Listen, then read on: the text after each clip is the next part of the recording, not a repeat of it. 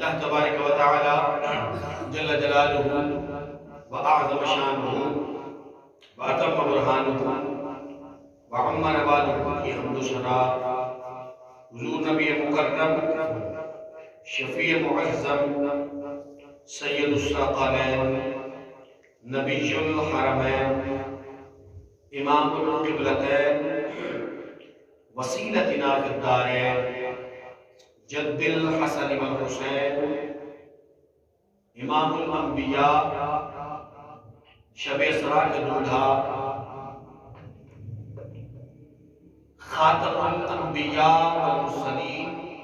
جناب سیدنا حضرت محمد مصطفیٰ احمد مصطفیٰ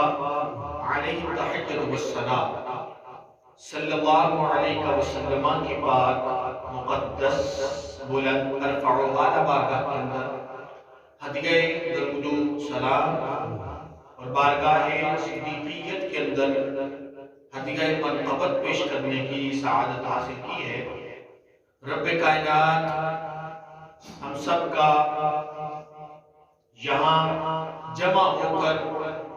رب کائنات کے حضور جھکنا قبول فرما کے ہم سب کے لیے ذریعہ نجات بنا دے۔ حضرات عزیز وقار جناب سیدنا صدیق اکبر رضی اللہ تعالیٰ عنہ آپ کے مشعل با کمال کا ماہ مبارکہ جاری و ساری ہے اور احباب ہر طرف سے شان صدیق اکبر رضی اللہ تعالیٰ عنہ الحمدللہ ثم الحمدللہ سماعت کرنے کی سعادت حاصل کر رہے ہیں۔ ہم بھی اپنی آخرت سنوارنے کے لیے آپ کا ذکر خیر جس انداز میں کریم آقا علیہ السلام سے آپ نے محبت کی، دین اسلام کا پرچار کیا، مرتد ہو جانے والوں کا مقابلہ کیا، منکرین زکوٰۃ کا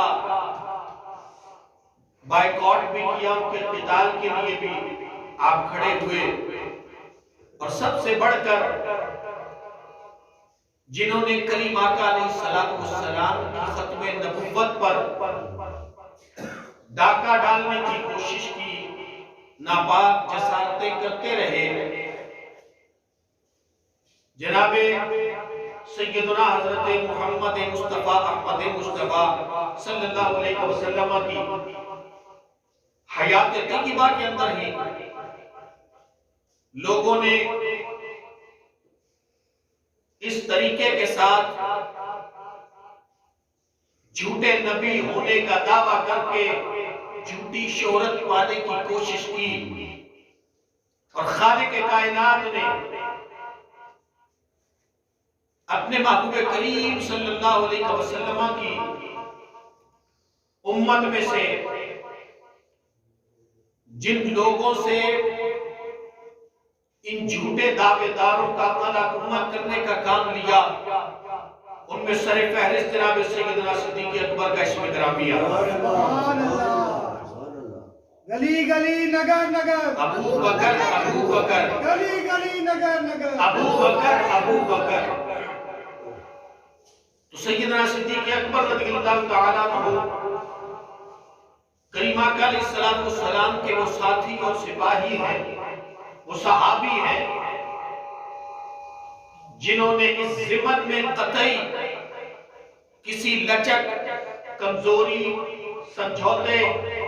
یا کمپرومائز کرنے کا اشارہ تک بھی کوئی ایسا پہلو نہ چھوڑا۔ رب کائنات نے آپ کو فتح بھی عطا فرمائی۔ حضرات عزیز وقار یہ موضوع بڑا اہم ہے، یہ عقیدہ بڑا اہم ہے کہ آج ہر مسلمان جوان ہو، بچہ ہو، بوڑھا ہو، عالم ہو یا چاہے دین کا علم نہ بھی رکھتا ہو، اسے کم سے کم اس عقیدے کے بارے میں آگاہی ہونی چاہیے کہ قرآن اس حوالے سے کیا کہتا ہے، کریم آقا علیہ السلام کا فرمان ہمیں کیا بتاتا اور اصحاب کا کیا طریقہ کار رہا ہے اور ہمیں کس انداز میں زندگی گزارنی چاہیے۔ سورہ احزاب کی آیت نمبر 40 تلاوت کرنے کی سعادت حاصل کی ہے۔ قرآن پاک میں دیگر آیات بھی کریم آقا علیہ السلام کی ختم نبوت پر دلالت کرتی ہے، لیکن یہ بڑی واضح اور مشہور آیہ مبارکہ ہے جو اب الحمدللہ ثم الحمدللہ ہمارے ایمانوں کی دیواروں پر بھی چسپاں کر دی گئی ہے۔ تاجدار ختم نبوت زندہ باد، تاجدار ختم نبوت زندہ باد۔ اور یہ آقا علیہ السلام کے دیوانوں، پروانوں اور ختم نبوت کے پہروداروں کی کاوشوں، کوششوں اور قربانیوں کا نتیجہ ہے کہ حکمرانوں کو اس عقیدے کی اہمیت بتائی اور سمجھائی گئی ہے کہ ہم اپنی جانوں کا نذرانہ یوں ہی پیش کرنے کے لیے تیار نہیں ہو جاتے، اس کی اہمیت پہلے جان لو۔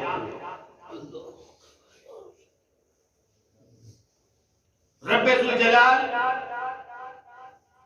قرآن مجید کے اندر ارشاد فرماتا ہے ما کان محمد ابا احد من رجالکم ولکن رسول اللہ وخاتم النبیین۔ محمد صلی اللہ علیہ وسلم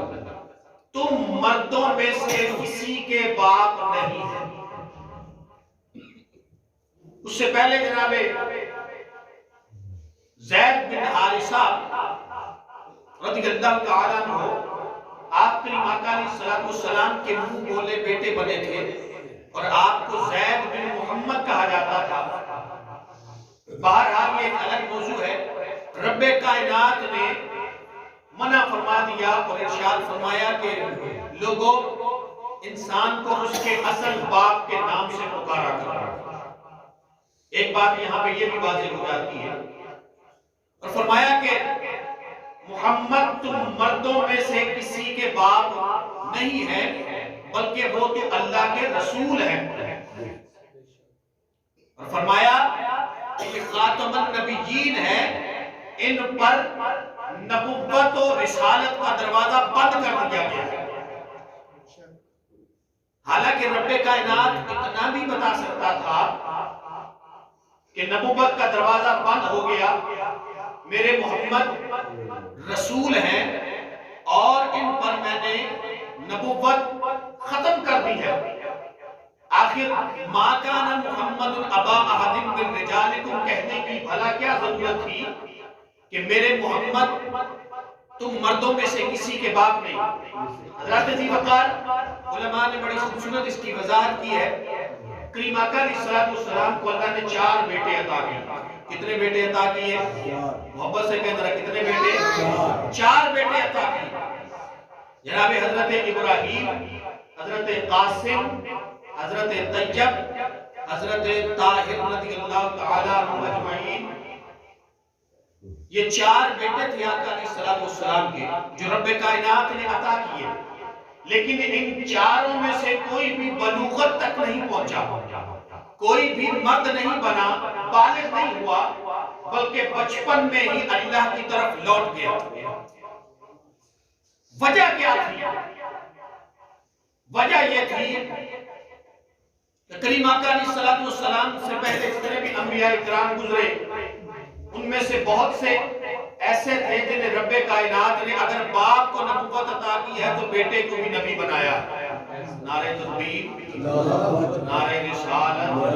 نعرہ حیدری، لبیک لبیک لبیک یا رسول اللہ، لبیک لبیک لبیک یا رسول اللہ، لبیک لبیک لبیک یا رسول اللہ، لبیک لبیک لبیک یا رسول اللہ، لبیک لبیک لبیک یا رسول اللہ، لبیک۔ تاجدار ختم نبوت زندہ باد، زندہ باد، تاجدار ختم نبوت زندہ باد، زندہ باد، تاجدار صداقت زندہ باد۔ میں اکثر یہ کہا کرتا ہوں کہ جب یہ نعرہ آ جائے نا تاجدار ختم نبوت تو پھر اب اپنی ساری مصروفیات، گفتگو اور توجہات جو ادھر ادھر ہیں انہیں چھوڑ کر اس نعرے کا جواب اس جوش خروش اور محبت و عقیدت کے ساتھ دیا کرے کہ جب کل قیامت کا دن ہوگا، جب زبانوں کو تانے لگ جائیں گے، جب آزاد بولیں گے، اے رب کائنات، ہاتھ بولے گا یہ مجھ سے فلاں وقت میں فلاں گناہ کرتا رہا ہے، آنکھیں بولیں گی، قدم بولیں گے، رب کائنات چل کر وہاں گیا تھا، اس غریب کو دھوکہ دیا، اس یتیم کا مال کھایا، فلاں کو قتل کیا، تو وہاں یہ ہاتھ یہ بھی کہیں گے جب تیرے محبوب کریم کی ختم نبوت کی باری آتی تھی، اے رب ذوالجلال یہ اونچا ہو کے نعرے لگایا کرتا تھا، تاجدار ختم نبوت، تاجدار ختم نبوت، تاجدار ختم نبوت۔ اس لیے جب یہ نعرہ آ جائے تو پھر پورا عقیدتوں کا اظہار کیا کرے۔ حضرات ذی وقار میں عرض کر رہا تھا، کریم آقا علیہ السلام کو رب کائنات نے 4 بیٹے عطا فرمائے اور چاروں ہی بلوغت تک پہنچنے سے پہلے اللہ نے واپس لے لیے۔ وجہ یہ تھی کہ خالق کائنات نے بہت سارے نبیوں کو نبوت جب عطا کی تو ان کے بیٹے کو بھی نبی بنا دیا۔ حضرت ابراہیم اور حضرت اسماعیل علیہ السلام، آپ دیکھ لیجئے، باپ بھی بیٹا، نبی بھی بیٹا۔ حضرت زکریا و یحییٰ علیہ السلام، حضرت داؤد و سلیمان علیہ السلام۔ تو رب کائنات کی غیرت و عزت یہ گوارا نہ کرتی تھی کہ اپنے محبوب کریم کو بیٹے عطا کروں، وہ بلوغت تک پہنچے، دوسرے نبیوں کے بیٹے کو تو نبوت عطا کر دوں، اور جو میرا لاڈلا پیغمبر ہے جس کی خاطر میں نے کائنات کو سجایا ہے، بنایا ہے، اور اس کے بیٹے کو نبوت عطا نہ کروں، یہ بھی ختم نبوت کے لیے اہتمام کیا گیا کہ مالک کائنات نے نبی پاک علیہ السلام کو بیٹے تو عطا کیے، ان کو یہ جواب دیا جو حضور کو یہ کہتے تھے، تیرا رب تو تجھے اولاد بھی عطا نہیں کرتا، تو ابتر ہے، انہیں بھی جواب دے دیا بیٹے عطا کر کے، اور ختم نبوت کا تاج سجانے کے لیے انہیں بچپن میں ہی واپس بلا لیا۔ یہ بھی ختم نبوت پر اس بات کی دلیل ہے کہ رب کائنات نے کریم آقا علیہ السلام کے کسی بیٹے کو بھی بالغ ہونے سے پہلے ہی واپس بلا لیا۔ تو حضرات ذی وقار، یہ قرآن کا واضح فیصلہ ہے کہ رب کائنات نے آقا علیہ السلام پر نبوت کا دروازہ بند کر دیا،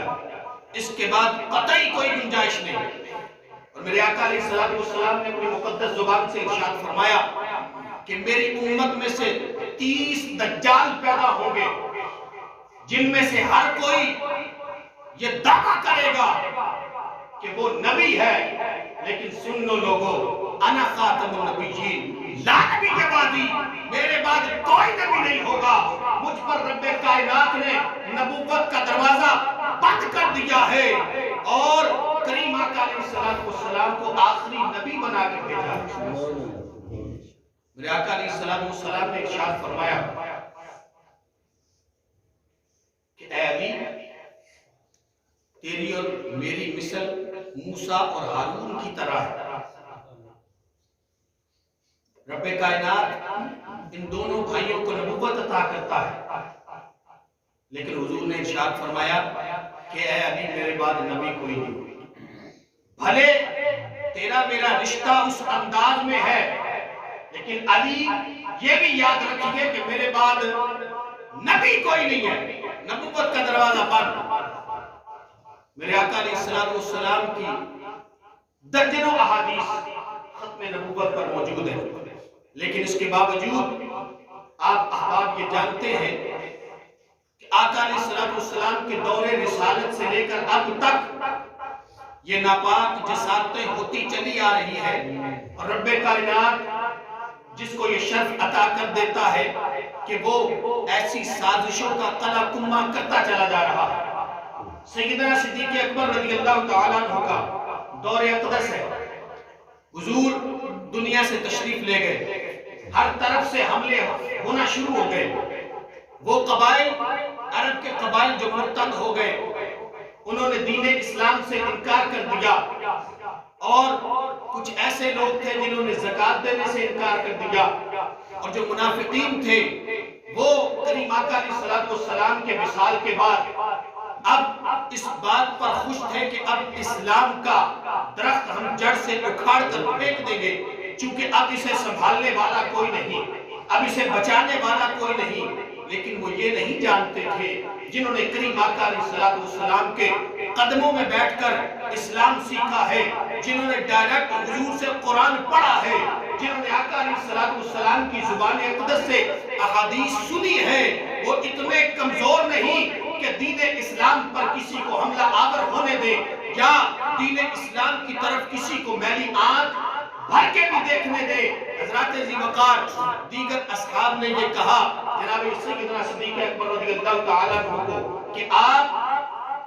بہت سارے محاذ ہم چھیڑ چکے ہیں، لہٰذا کچھ محاذ جیسا کہ زکوٰۃ کا ہے اسے روک دیجئے۔ لیکن آپ کا عزم بڑا پختہ تھا، آپ کا ارادہ بڑا پختہ تھا، آپ کریم آقا علیہ السلام کے وہ ساتھی تھے جنہوں نے ہر لمحہ ہر وقت آقا علیہ السلام کی صحبت میں گزارا۔ وہ یہ جانتے تھے کہ جو میرے آقا نے ارشاد فرما دیا ہے، جو قرآن میں نازل ہو چکا ہے، جو رب کائنات کے محبوب کی زبان اقدس سے نکل چکا ہے، اس میں قطعی کوئی تبدیلی آ ہی نہیں سکتی۔ سیدنا صدیق اکبر رضی اللہ تعالیٰ عنہ چونکہ ہر طرف سے یہ ایک بندہ نہیں تھا، کم و بیش 4-5 لوگ تھے جنہوں نے اس وقت نبوت کا دعویٰ کر دیا، اور مسیلمہ کذاب یہ وہ شخص تھا جو اتنی طاقت پکڑ چکا تھا کہ روایات کے اندر آتا ہے کہ جب یہ جنگ کرنے کے لیے آیا تو اس کے ساتھ 60,000 کا، ایک جگہ پہ 80,000 کا، 1 لاکھ تک کی روایات ملتی ہیں۔ اتنے لوگ اس نے اپنے ساتھ جوڑ لیے تھے، لیکن خدا کی عزت کی قسم آپ بھی جانتے ہیں کہ جھوٹ جھوٹ ہوتا ہے اور سچ سچ ہوتا ہے۔ محبت سے کہہ ذرا سبحان اللہ۔ سیدنا صدیق اکبر رضی اللہ تعالیٰ عنہ آپ نے ان کے خلاف سیسا پلائی دیوار کی طرح عزم لے کر جنگ لڑنے کا ارادہ فرمایا، بہت سارے لشکر بھیجے، مسلمانوں کو اس دوران ناکامیوں کا سامنا بھی کرنا پڑا۔ حضرت اکرمہ، حضرت شرجیل رضی اللہ تعالیٰ عنہ مجمعین جب انہیں ناکامی کا سامنا کرنا پڑا تو رب کائنات کے محبوب کے پیارے ساتھی جناب سیدنا صدیق اکبر، آپ کا عزم اتنا پختہ تھا کہ آپ نے اپنے لشکروں کو کہا کہ بھلے آپ ناکام ہو چکے ہیں لیکن آپ کو مدینہ آنے کی ضرورت نہیں، آپ وہیں رکے، میں خالد بن ولید کی سپہ سالاری میں ایک اور لشکر روانہ کر رہا ہوں، ہم نے ان کا خاتمہ کر کے چھوڑنا ہے۔ سیدنا صدیق اکبر نے یہ لشکر روانہ کیا۔ حضرات ذی وقار پھر یمامہ کا وہ میدان تھا، آپ اس مسئلے کی اہمیت کو سمجھئے کہ کریم آقا علیہ السلام نے دین اسلام کا پرچار کیا، دین اسلام کی طرف لوگوں کو بلایا، اور آقا علیہ السلام کے وصال تک 259 اصحاب نے اپنی جانوں کا نذرانہ تمام غزوات اور جنگوں میں پیش کیا، لیکن جنگ یمامہ فقط تنہا اکیلی یہ لڑائی اور جنگ تھی جس کے اندر 1200 کے قریب اصحاب نے اپنی جانوں کا نذرانہ پیش کیا۔ اب یہاں سے اندازہ کیجئے کہ مدینے کی وہ ریاست جسے ہر طرف سے مشکلات کا سامنا تھا، اس کے باوجود بھی کسی صحابی نے لچک نہیں دکھائی، کیونکہ وہ جانتے تھے ختم نبوت کا مسئلہ کتنا اہم مسئلہ ہے، کیونکہ انہوں نے تو آقا علیہ السلام کی زبان اقدس سے براہ راست سن رکھا ہے کہ میرے بعد کوئی نبی نہیں ہے۔ حضرات ذی وقار پھر یمامہ کا وہ میدان ہے جہاں اصحاب اپنی جانوں کا نذرانہ پیش کر رہے ہیں، کسی صحابی کا سر تن سے جدا ہے، کسی کا بازو بدن سے الگ ہو گیا، کسی کی ٹانگ جسم سے الگ ہو گئی، کوئی اپنے بچوں کو یتیم کر کے چلا گیا، کسی نے اپنی بیوی کو بیوہ کر دیا، کوئی اپنے بوڑھے والدین کا واحد سہارا تھا، لیکن اس کے باوجود آقا علیہ السلام کی ختم نبوت، عقیدہ ختم نبوت ان کے لیے اہم تھا، اور اس لڑائی کے اندر 700 کے قریب ایسے اصحاب جو حافظ قرآن تھے جنہوں نے اپنی جانوں کا نذرانہ پیش کیا، دیگر بھی بڑے دیگر اصحاب تھے۔ سیدنا صدیق اکبر رضی اللہ تعالیٰ عنہ جب آپ کا دور حکومت آیا تو آپ نے اعلان فرما دیا کہ اب بدری صحابہ کسی جنگ میں کسی لڑائی میں شریک نہیں ہوں گے، چونکہ وہ بزرگی کے حالت کو بھی پہنچ چکے تھے اور ان کا درجہ بھی بہت زیادہ تھا۔ لیکن جب آقا علیہ السلام کی ختم نبوت کا مسئلہ درپیش ہوا تو سیدنا صدیق اکبر نے اعلان فرمایا کوئی بدری ہو یا غیر بدری ہو، سبھی حضور کی نبوت کے لیے جائیں گے، سبھی آقا علیہ السلام کی ناموس اور ختم نبوت کے لیے اپنی جان کا نذرانہ پیش کرنے کے لیے تیار رہیں گے۔ حضرات ذی وقار وحشی بن حرب یہ وہ حضور کے صحابی ہیں، جب انہوں نے کلمہ پڑھا تو کریم آقا علیہ السلام نے ارشاد فرمایا کہ تو نے اسلام تو قبول کر لیا ہے، لیکن کبھی مجھے اپنا چہرہ مت دکھانا، کبھی میرے سامنے مت آنا۔ کیوں؟ یہ وہ تھے جنہوں نے حضرت حمزہ رضی اللہ تعالیٰ عنہ کو شہید کیا تھا، اور حضور کے بڑے پیارے چچا تھے، حضور ان سے بڑا پیار کرتے تھے، لیکن میرے آقا علیہ السلام کے دین نے کیسی عزت بخشی ہے کہ مسلمہ کذاب جو جھوٹا داعی نبوت تھا اسے بھی وحشی بن حرب نے ہی قتل کیا، اور پھر آپ نے یہ دعا مانگی کہ اے رب کائنات، میں نے دور جاہلیت کے اندر اسلام کا سب سے بڑا نام جسے میں نے قتل کیا، اور اب اسلام لانے کے بعد سب سے بڑے منافق اور جھوٹے کو بھی میں نے ہی قتل کیا ہے، اے رب کائنات مجھے اس سبب سے بخشش عطا فرما۔ نعرہ تکبیر، اللہ اکبر، یا رسول اللہ۔ سیدنا صدیق اکبر رضی اللہ تعالیٰ عنہ کم و بیش 1 سال کے اندر اندر ان تمام جھوٹوں سے چھٹکارا پا لیا، اور وہ قبائل جو مرتد ہوئے تھے اس کی باتیں سن کے کچھ نے توبہ کر لی، کچھ دائرہ اسلام میں آ گئے، کچھ مارے گئے، اور ہمیشہ ہمیشہ کے لیے اس فتنے کو ختم کر دیا گیا۔ اسی وجہ سے تو ہم کہتے ہیں کہ ہاں سنیاں دا سردار صدیق رب دے یار دا یار صدیق رب دے یار دا یار صدیق، بولو بولو رب دے یار دا یار صدیق، سنیاں دا سردار صدیق رب دے یار دا یار صدیق، بولو رب دے یار صدیق۔ سفر ہوئے یا جنگ دا رولا، سفر ہوئے یا جنگ دا رولا، منی کدر نہار صدیق، منی کدر نہار صدیق، منی کدر نہار صدیق، رب دے یار دا یار صدیق، سنیاں دا سردار صدیق، سنیاں دا سردار صدیق، رب دے یار دا یار صدیق، رب دے۔ حضرات ذی وقار سیدنا صدیق اکبر رضی اللہ تعالیٰ عنہ کریم آقا علیہ السلام سے ایسا پیار کیا، ایسی محبت تھی ایسی عقیدت رکھی کہ حضور کے منہ مبارک سے نکلے ہوئے ہر لفظ کی لاج رکھی، چاہے اس کے لیے کوئی بھی قیمت ادا کرنی پڑی۔ رب کائنات کی بارگاہ میں دعا ہے کہ خالق کائنات ہمیں بھی ایسی محبت اور ایسی عقیدت رکھنے کی توفیق عطا فرمائے،